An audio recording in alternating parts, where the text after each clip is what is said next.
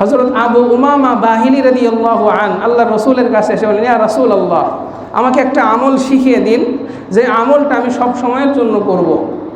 আল্লাহর হাবিব মুহাম্মদুর রাসূলুল্লাহ বললেন, তুমি রোজা রাখো।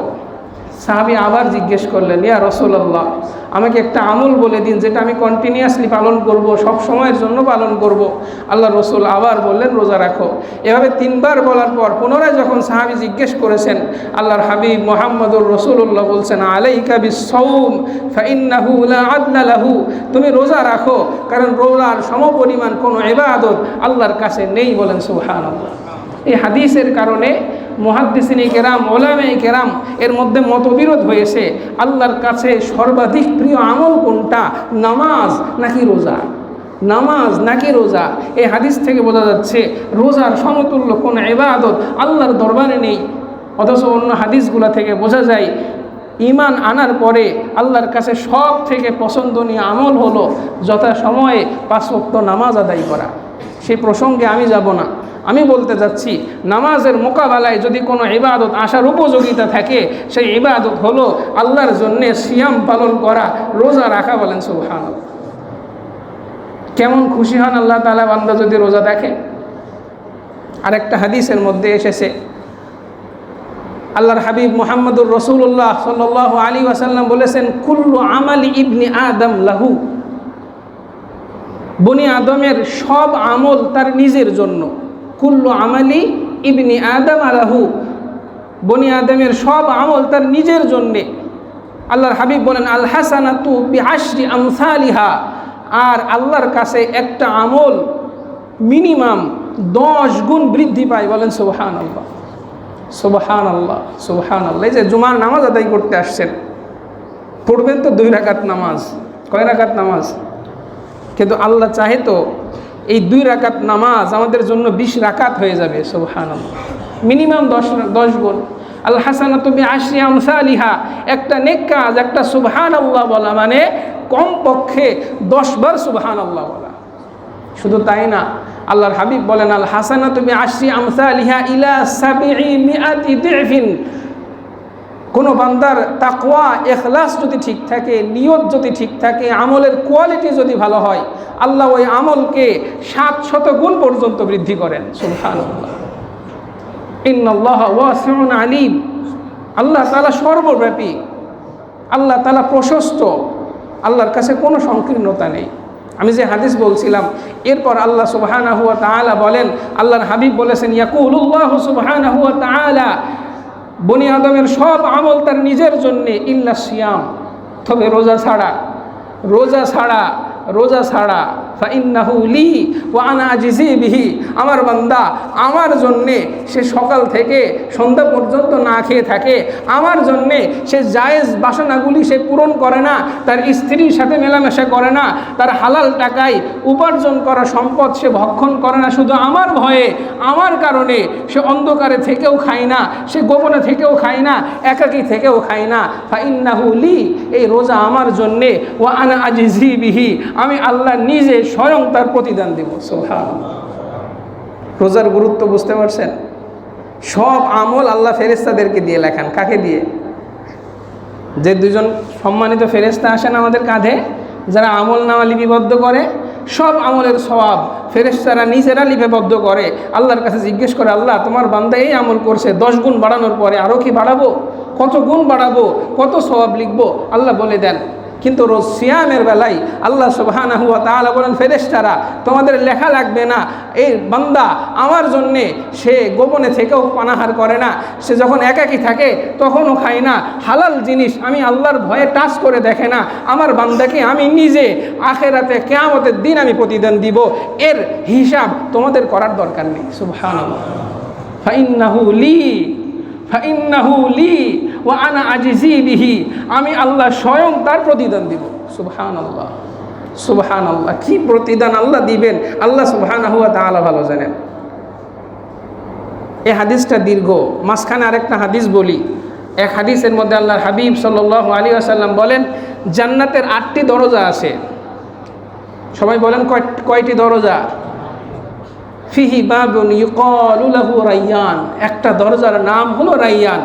লা ইয়াদখুলুহা ইল্লা সাইমুন, কিয়ামতের দিন স্পেশাল একটা গেট থাকবে জান্নাতের, যে জান্নাতের গেটের নাম হলো রায়্যান।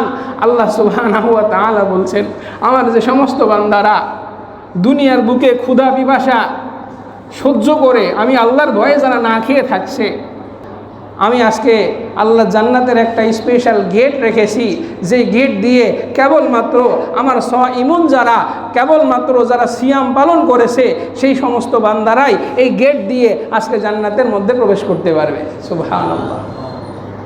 ওই হাদিসে আবার ফিরে যাই, ওই হাদিসের পরের অংশে আল্লাহর হাবিব বলছেন, আসিয়ামু জুন্নাতুম মিনান নার কা জুন্নাতি আহাদিকুম মিনাল কিতাল।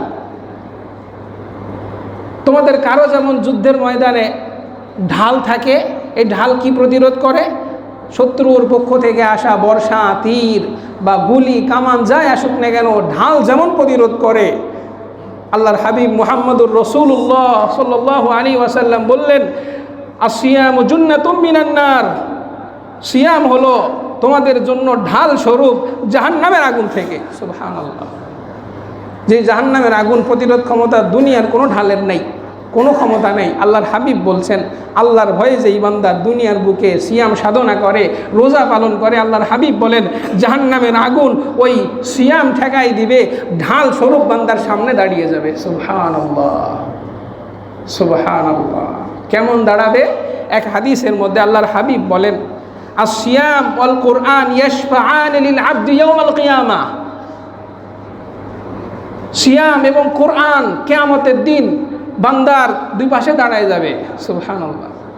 কোরআন বলবে, আল্লাহ আমি তোমার এই বান্দাকে রাত্রে ঘুমোতে দেই নাই, আরামের ঘুম ত্যাগ করে সে আমাকে তেলাওয়াত করেছে, আমাকে পড়েছে, আমাকে পড়তে পড়তে তার দুগণ্ড বেয়ে অশ্রু প্রবাহিত হয়েছে, আল্লাহ তোমার এই বান্দাকে আমি জাহান্নামে যেতে দিব না। সুবহানাল্লাহ। ফাশাফি'নি ফিহি, ওই বান্দার ব্যাপারে আমার সুপারিশ তোমাকে কবুল করতে হবে। আল্লাহর হাবিব বলেন, এরপর রোজা বলবে, ইয়াকুলুল সিয়াম লিল্লাহ, আল্লাহ তাআলাকে বলবে, আল্লাহ রাব্বি ইন্নী মানাতুহুম তুআম ওয়াশ শারাব বিন্নাহার, আল্লাহ আমি দিনের বেলা তাকে খাবার পানি থেকে আমি বিরত রাখছি, আমার জন্যে তোমার এই বান্দা খাবার পানি স্পর্শ করে নাই, আল্লাহ আজকে আমি তার জন্য সুপারিশ করছি, জাহান্নাম থেকে তোমার এই বান্দাকে বাঁচাতে হবে। দুইটা জিনিস, কোরআন এবং সিয়াম, রোজা। আল্লাহর হাবিব মুহাম্মদুর রাসূলুল্লাহ বলেন, যখন বান্দার জন্য এই দুইটা জিনিস আল্লাহর কাছে সুপারিশ করবে, ফায়ুশাফাআন, এই দুই ব্যক্তির সুপারিশ, এই দুই বিষয়ের সুপারিশ আল্লাহ গ্র্যান্ট করে নিবে, আল্লাহ কবুল করে নেবেন। সুবহানাল্লাহ। বুঝতে পারছেন রোজা কোন পর্যায়ের ইবাদত? শুধু তাই না, আল্লাহর নবী মুহাম্মদুর রাসূলুল্লাহ বলেন, ওয়ালা খালু আল্লাযী নাফসু মুহাম্মাদিন বিয়াদিহি, মুহাম্মদের প্রাণ যেই সত্তার হাতে, ওই সত্তার কসম করে বলছি, লা খালু মুফামিস সাইম আতইয়াবু মিন রিহিল মিস্ক, রোজাদারের মুখের দুর্গন্ধ, রোজাদারের মুখের দুর্গন্ধ আল্লাহ সুবহানাহু ওয়া তাআলার কাছে মিশকে আম্বরের থেকেও বেশি সুগন্ধময়। বলেন সুবহানাল্লাহ। রোজা রাখার কারণে মানুষের পেট থেকে দীর্ঘ সময় না খাওয়ার কারণে এক প্রকারের গন্ধ সৃষ্টি হয়, এটা মুখের গন্ধ না। তাই বলে মনে করেন না রমজান মাসে যাইলে মিসাক টেসাকার করবো না, এটা ভাবার সুযোগ নেই। আসলে না খাওয়ার কারণে পেট থেকে এক প্রকারের কি হয়, দুর্গন্ধের সৃষ্টি হয়। আল্লাহর হাবিব বলেন, তোমরা এই দুর্গন্ধটাকে সাধারণ দুর্গন্ধ মনে করো না, রোজাদারের মুখের এই দুর্গন্ধ আল্লাহ সুবহানাহু ওয়া তাআলার কাছে মিশকে আম্বরের থেকেও বেশি সুগন্ধিময়। সুবহানাল্লাহ। আল্লাহর হাবিব বলেন, লিসাইমি ফারহাতান, রোজাদার ব্যক্তির জন্য দুইটা খুশির সময় আছে। একটা সময় যখন বান্দা ইফতারি করে, সারাদিন রোজা রাখার পর যখন সে রোজা ভাঙে, রোজা ভাঙার কারণে তার মনে একটা আনন্দের সৃষ্টি হয়, দীর্ঘ সময় পরে খাবারের স্বাদ সে আস্বাদন করে। আল্লাহর হাবিব বলে, আরেকটা সময় হলো ইনদা লিকাই রাব্বিহি, যখন সে ব্যক্তি কিয়ামতের দিন আল্লাহর সাথে সাক্ষাৎ করবে, আল্লাহ তার উপযুক্ত প্রতিদান সেদিন তাকে দিয়ে দিবেন। বলেন সুবহানাল্লাহ। এই যে আমরা রোজার ফজিলত বললাম, এটা কিন্তু স্বাভাবিক রোজা। এই যে রোজা বললাম না সর্বশ্রেষ্ঠ আমল, এক হাদিসের আলোকে বললাম। দ্বিতীয়ত বললাম, রোজার স্পেশাল আজর প্রতিদান একমাত্র আল্লাহ সুবহানাহু ওয়া তাআলা নিজ হাত দিয়ে দিবেন। রোজাদারের মুখের গন্ধ আল্লাহর কাছে মিশকে আম্বরের থেকেও বেশি সুগন্ধিময়। রোজা এটা বান্দার জন্য কিয়ামতের দিন সুপারিশ করবে। রোজা কিয়ামতের দিন বান্দার জন্য জাহান্নাম থেকে ঢাল হবে। এটা সাধারণ রোজার কথা বললাম, যে রোজা আপনি মাসের যে কোনো সময় রাখতে পারেন। কিন্তু এই রমাদানের যে রোজা আমরা রাখতে যাচ্ছি, সামনে যে রোজা আসছে, এই রোজার স্পেশালিটি কি? এই রোজা রাখলে আমরা কি পাবো?